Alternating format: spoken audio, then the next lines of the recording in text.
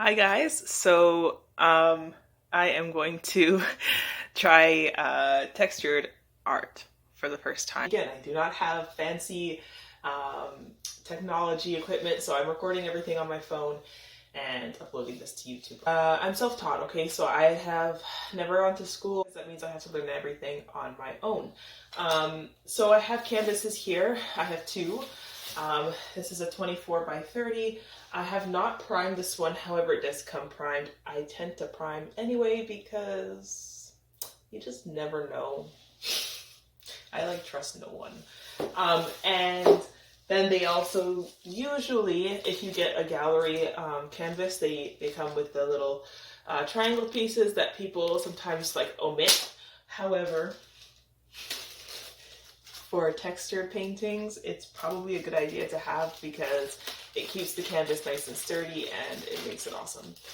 Sorry, the date is distracting me because it is beautiful outside. So each of these triangle, trapezoidal stuff, they look kind of like this.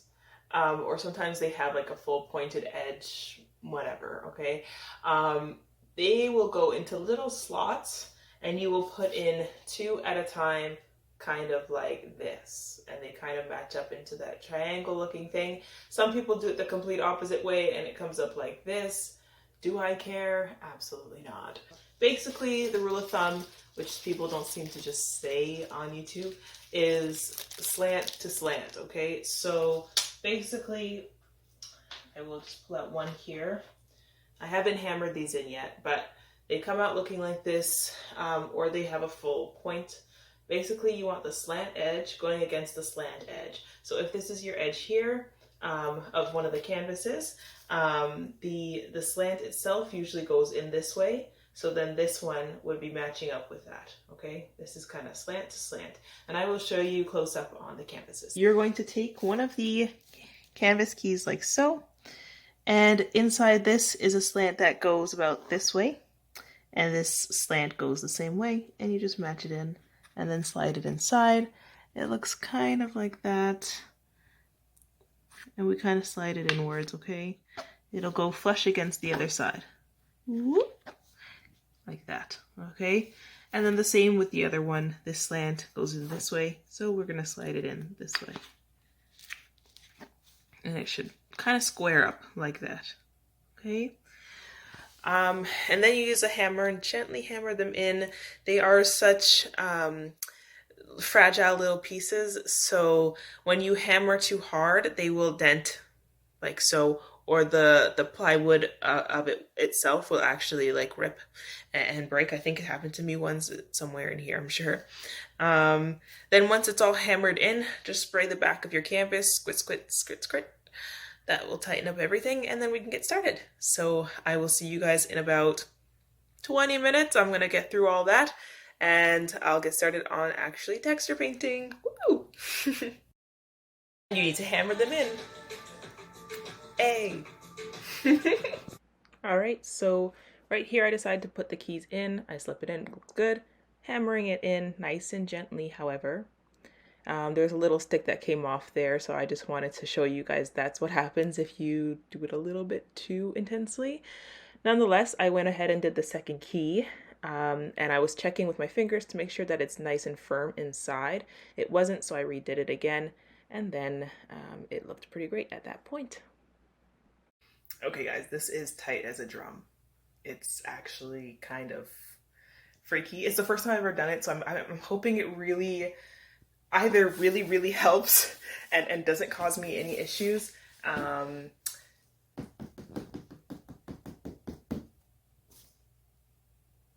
don't know. Anyway, I'm gonna spray it. We're gonna get started. So this is what it looks like completely taped up. The second canvas, I actually noticed in the canvas itself on the frame that it has a few little cracks, so I'm a little bit cautious to add more sturdiness. I feel like if my frame is starting to crack, it is already tight enough. So just out of intuition, I'm not going to touch it. Anyways, as you can see here, I have already applied oh, that looks nice, good pattern from the curtain. I have already applied the painter's tape. This is literally just because I want a nice white frame. I got these cute little dinky scaffolds, like Playmates type of scaffolds, because I honestly could care less about buying the most high quality crap. It's just a shovel, okay? Just get something that could spread that stuff. All right, good. There's two. I got all-purpose tube usage drywall compound, or composé à joint. So this is the tough stuff that you see them use in basements and stuff, and they draw a whole line of it. It lasts quite forever. I hope if you're going to use it in your house, it lasts quite a while. The other one that I got is the Spackle, which is much heavier. I got a big tub because why not? I feel like I'm going to fall in love with this, so I decided to just get a huge one. Here's to hoping you can just watch, I don't know, kick back, relax, draw something. I don't know. I don't like to keep these very formal. As you can tell, no equipment, no proper audio. Lighting is terrible. It keeps changing colors. I don't care. Literally just join me, you know, chill with me, learn something new, or learn something you already know because you're just bored on YouTube. So hope you enjoy my 90s hair dryer. Woohoo! All right, so I just fast forward this so you can see what's going on. With just regular gloves, I had started to get ready to apply this, and you can see I was pretty excited to touch the actual chemical or whatever it's made of, the paste. Really cool. And then yeah, I just started going to town, applying it like crazy.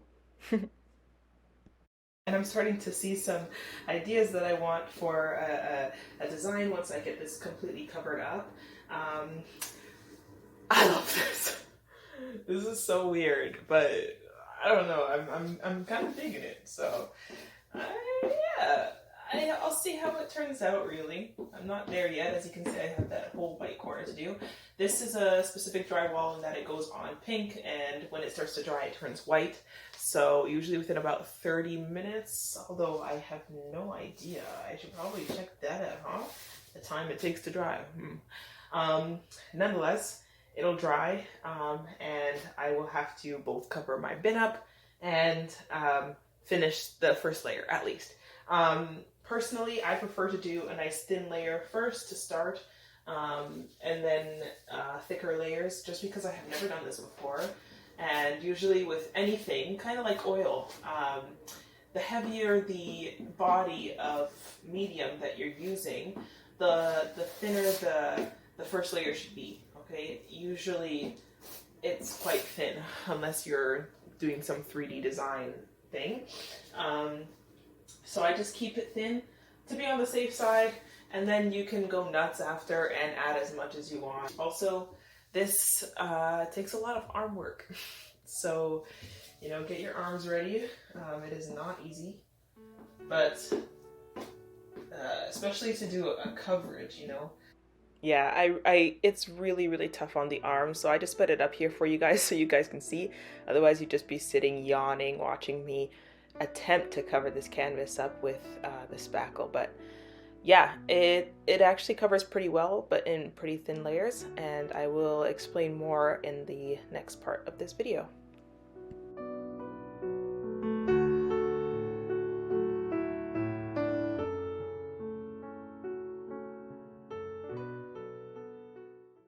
So in this section, I was trying to figure out what kind of design am I looking for when I create this textured piece.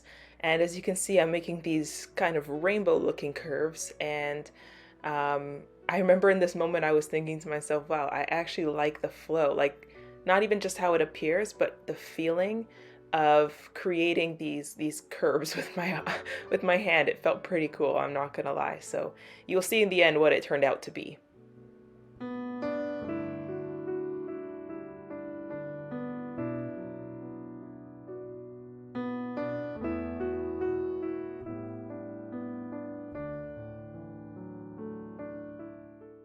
And here you can see I do a completely different texture. I was just trying to match that kind of vision that I had in my head. So, I have finally achieved covering this whole canvas. Um, the spackle itself in the bin has been covered.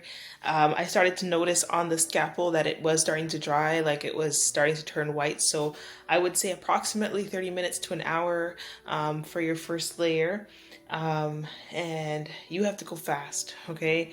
Not necessarily that you have to have a plan or some sort of idea of what you want to design your canvas with, because when you're working with a medium that isn't paint, that isn't straightforward, it is hard to know what your design is going to be unless you plan that out ahead of time. Sometimes I'm sure I might do that, but in this case I did not. I just wanted to go with the flow. I created some waves. I kind of like it. I'm gonna let it dry, see what comes out of it, and I'll take a break. Thank you for following me along with this. It's been kind of awesome, and I am very excited to see what the finished product is gonna look like. So hopefully I can get that done this weekend.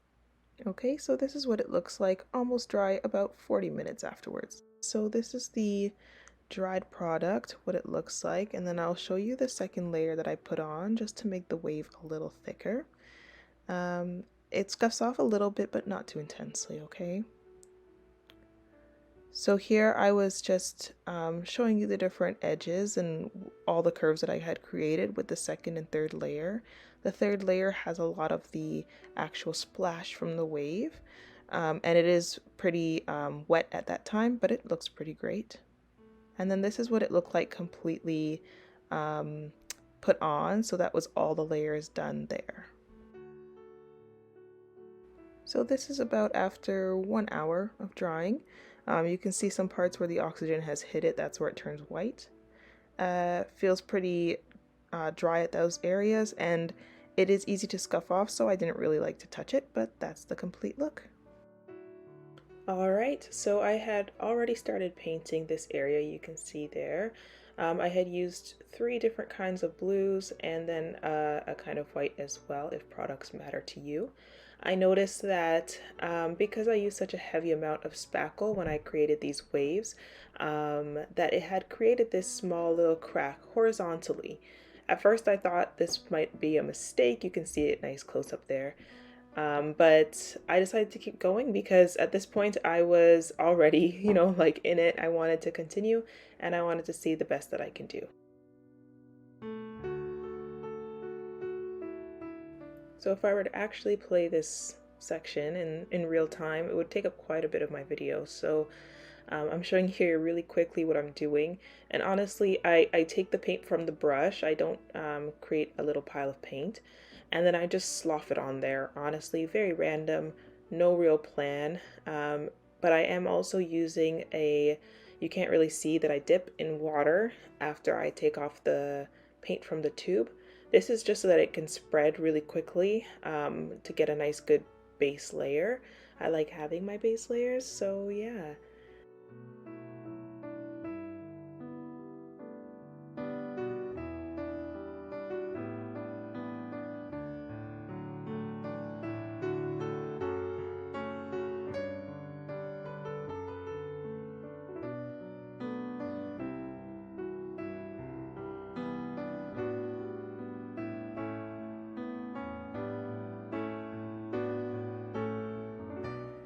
Okay, so here you can see I added in the background.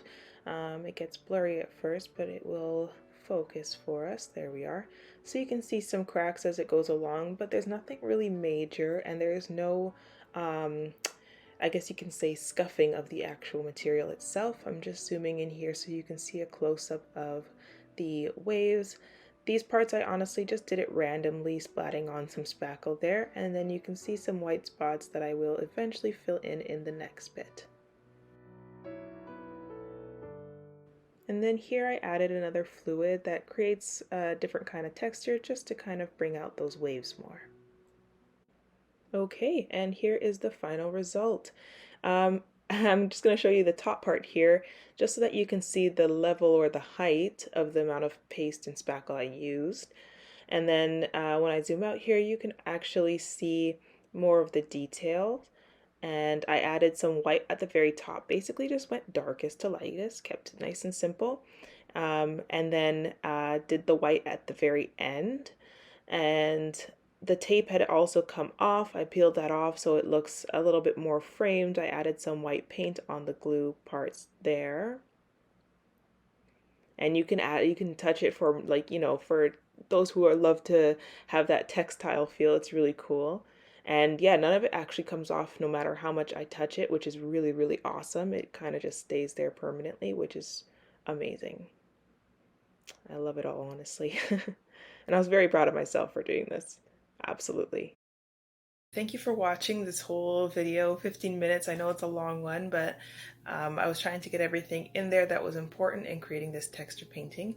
Don't mind the bathing suit, by the way. I'm actually on the way to the beach, but I thought it was kind of convenient for having made a wave painting. It works with bathing suit. Nonetheless, yeah, thank you so much for watching. I'm going to upload the other painting that I made with the joint compound. You saw this at the start. I had two different kinds of textures, and so the second one I had done with joint compound, and I will show you what that looks like in the next video, which I'm hoping to upload by next week. We'll see. Nonetheless, this is a new thing that I'm trying, putting up YouTube videos to show you guys what I'm doing, because I do so much, and I thought if there's a way to have other people see what I'm actually creating, I guess YouTube is the way. Along with Instagram, of course, I have that as well. I'm just starting with those two for now, and I will see where I go from there. If you have any comments, any questions about anything that I used while making the painting, or that I used to make my videos or something like that, comment. It's totally fine. I also have an email that I also put in the link below, in the comments below. Again, I'm completely open to any suggestions or anything like that, but I will try and do some regular videos. We'll see what happens. So thank you for watching, guys. I am Louis the Artist, yours truly. Have a wonderful day. Bye.